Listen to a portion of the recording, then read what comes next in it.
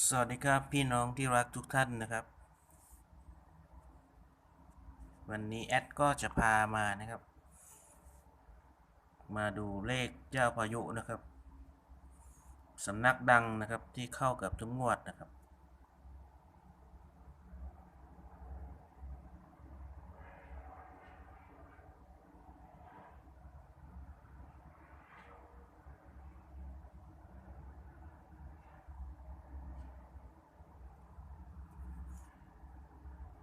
เป็นเลขเจ้าพายุนะครับ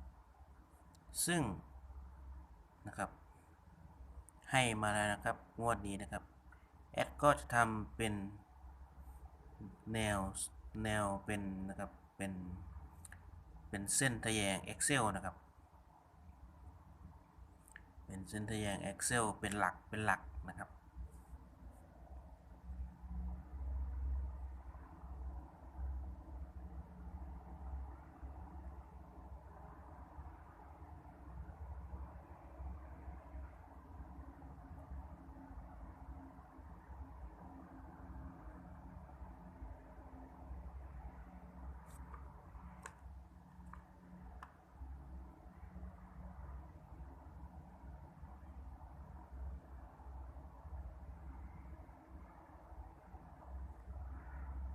ครับสำหรับใครที่เข้ามาแล้วก็อย่าลืมกดติดตามไว้เลยนะครับปุ่มสีแดงด้านขวามือนะครับกดไลค์กดแชร์นะครับกด Subscribe นะครับที่สำคัญเลยนะครับอย่าลืมนะครับกดรูปกระดิ่งนะครับเพื่อจะไม่พลาดคลิปใหม่ๆจากแอดนะครับครับโปรดใช้วิจารณญาณในการรับชมนะครับ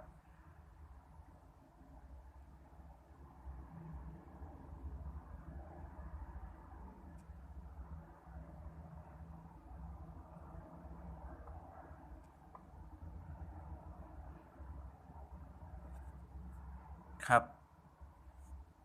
ตอนนี้แอดก็ได้นะครับเลขนะครับจากหนุ่มเจ้าพายุนะครับก็เข้าเกือบทุกงวดนะครับก็จะเป็นนะครับจะอธิบายเป็นหลักเลขจะเป็นหลักนะครับเป็นหลักร้อยนะครับหลักร้อยก็จะมีเลขนะครับเป็น1 5 7นะครับจะเป็นหลัก10นะครับหลัก10ก็จะมี8 4 1นะครับแล้วก็จะมีหลักหน่วยก็จะมี4 5 8นะครับจากนั้นนะครับแอดจะทำเป็นเส้นนี้นะครับเส้นทะแยงมันครับเราเขียนเป็นนะครับ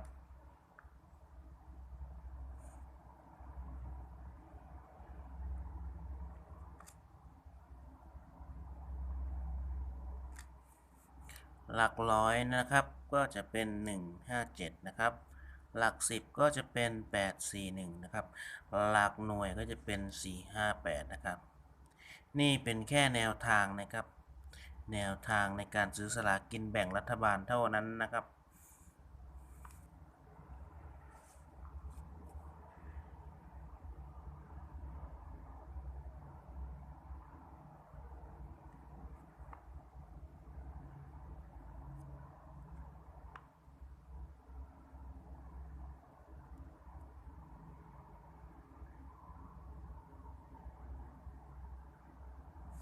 ในวันที่1นะครับเดือน10นะครับ